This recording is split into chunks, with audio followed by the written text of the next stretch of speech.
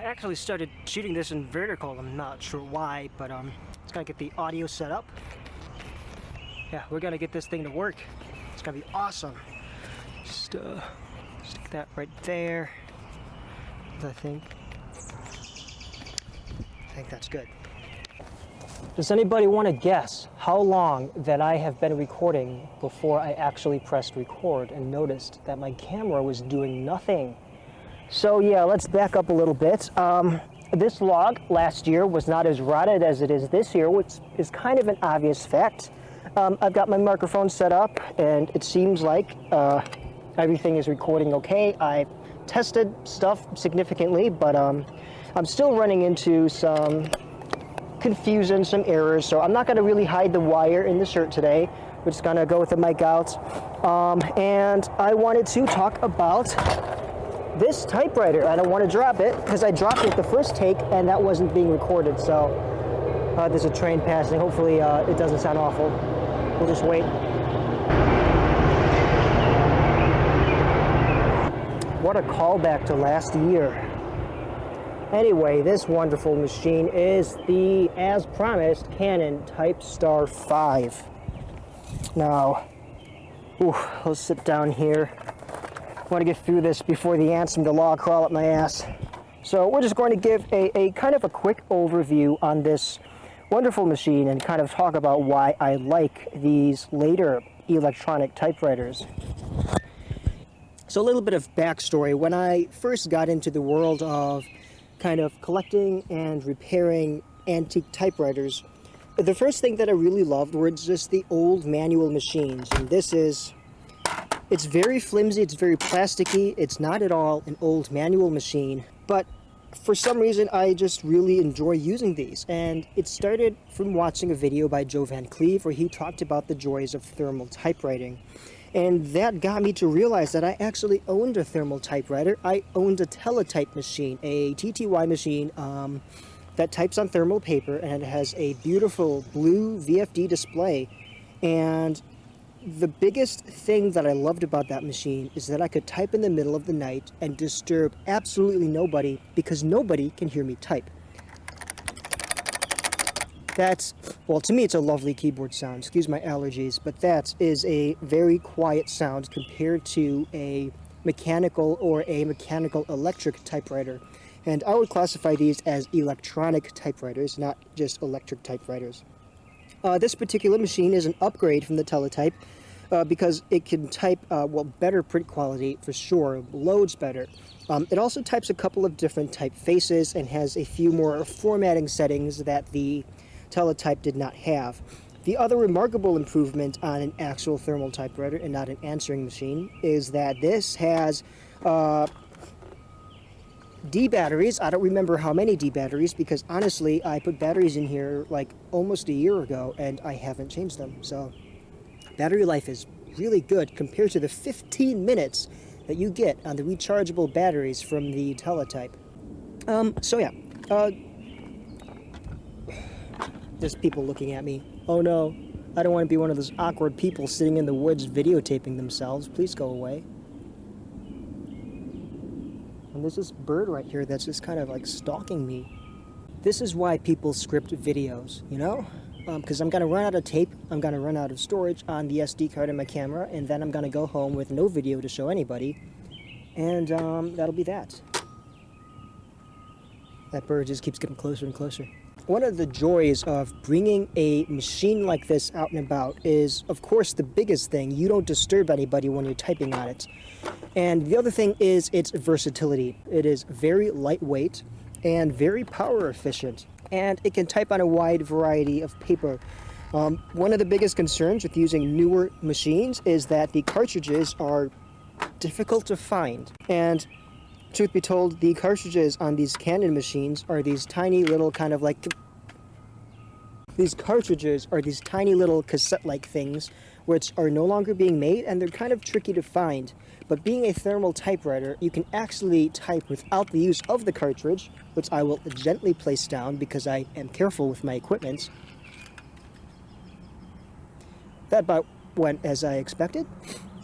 You can use these machines without cartridges of any type and actually type directly onto thermal paper. Thermal paper uses a heating element inside the machine to imprint a chemical change onto the surface of the page. So yeah, I will demonstrate this machine and I'll use some B-roll to ensure that you are seeing exactly what I am seeing. One of the primary uses of one of these machines is with thermal fax paper. Now these come in very large rolls, and we'll just start with this, slip it in there. We have our paper release lever right there. These machines also don't use a platen, they just use kind of like printer rollers, which is very convenient.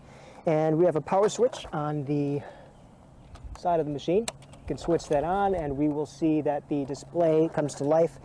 Unfortunately, this is not a backlit display.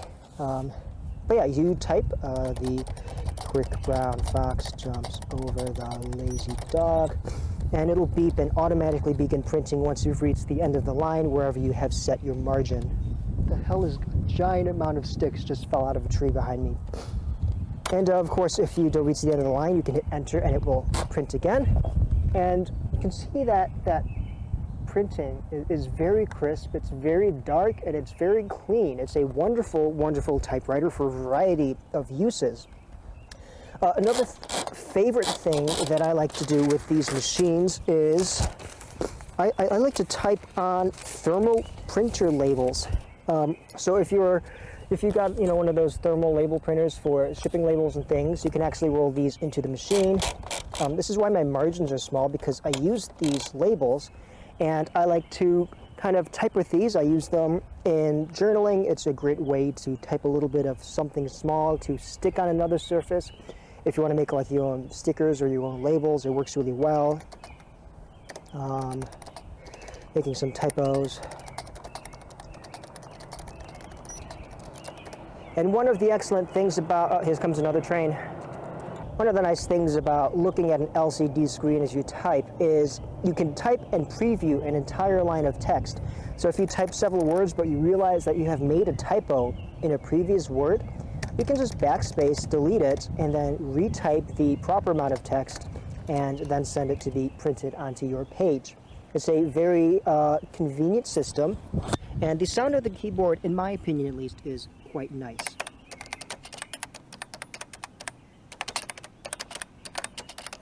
It's got a very nice key switch sound to it, much like some of the older PC keyboards, or the old PS2 mechanical keyboards from before mechanical keyboards became really popular. But yeah, it is overall a very nice machine. This one in particular is the Typestar 5, which has a bit of an issue. We see inside, I guess I'll put this back on my shirt. We'll see inside here we have a little round motor. Where is it? Down. There we go. See this little round motor here? This is the return motor that actually advances the page up one line. The actual name brand Typestar 5, that particular model, has a return motor that goes bad very easily and very commonly. This is actually a Typestar 4 that's just kind of a transitional model, so it still has the motor mechanism from the early Typestar 4, but it's just got the Typestar 5 outer casing. And functionally, between the two machines, they're virtually identical. You don't have to worry about anything like compatibility issues or new or different features. They're the same machine, just the number 4 is the more reliable. If you want to know more about some of these thermal typewriters and what kind of other ones are available from companies like Sharp and Brother and Xerox, Joe Van Cleve has a wonderful video on a variety of these machines that he uses, and I got this one based on his recommendation. It does have 2 shift keys. The right-hand shift key is just like this very tiny little key, which is easy to miss, but as somebody who doesn't actually use the right-hand shift key while typing, it wasn't, a concern for me. On the formatting side of things, you're also able to press this code button and do things like center, and it will automatically find the center of your page and type your text directly in the center of your margins, which is super duper handy if you want to format things nicely. No more counting spaces, dividing by 2, and backspacing. you can just automatically center. There's a few other kind of features on this machine. Tab works nicely. You got tab set and margin set as keys, as well as a mode setting to change the size of the text, the boldness of the text, and one of two typefaces. Both of which are features I find very interesting, and I'll have to overlay some B-roll footage of that. Looks like the ants are coming to play. Better wrap it up here then. Finally, we'll just take a look at what the carbon cartridge does for these machines. So I have a piece of plain white printer paper. If you are in the need of typing something more permanent or don't have access to thermal paper, you just slot the cartridge right into the machine, close the lid, and we can roll in our normal piece of paper. And now what this cartridge does, it actually contains a fine carbon powder that gets thermally bonded to the page in a very permanent manner. Just type a little bit.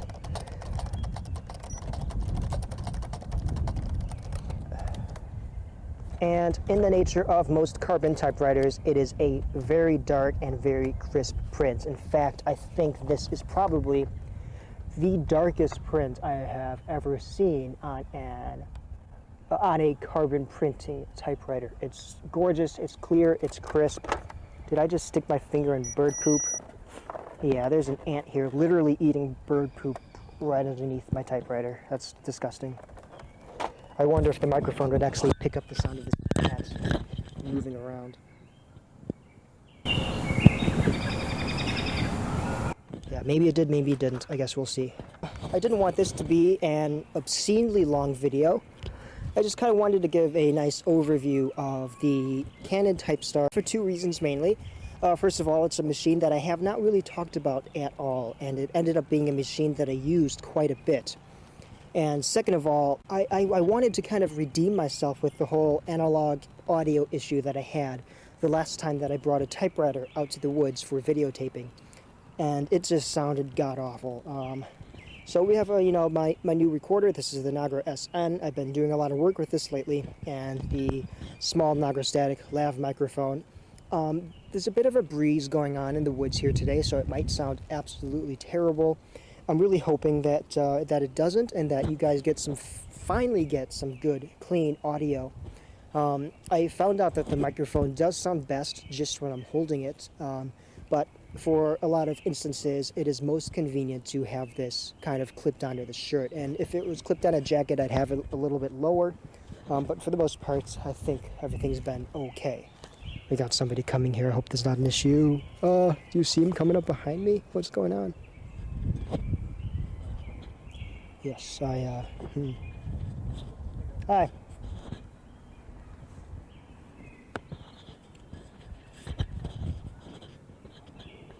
He's going away. I hate it when people are seeing me with a camera in the woods, just talking into a tiny little thing. It's so awkward. No. There's this girl in front of me across the river that's been trying to set up this hammock for 20 minutes. I kind of feel like I should go help. Oh. Anyway. Yeah, I don't want this to end up being this obscenely long video, but I did want to kind of redeem myself with that audio, like I said, and illustrate just how amazing it is to have external audio on a video, especially when you're kind of outside. So if I walk really freaking far away, I can barely even see myself on the camera. But of course, because I have this thing over here, woo, my audio sounds great. I mean, I'm assuming it sounds great. We'll see.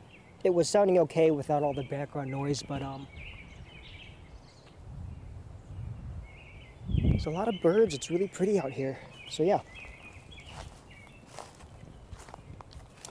Yeah, and I might even do some footage up close of the tape recorder working, because why the heck not? It's really freaking cool.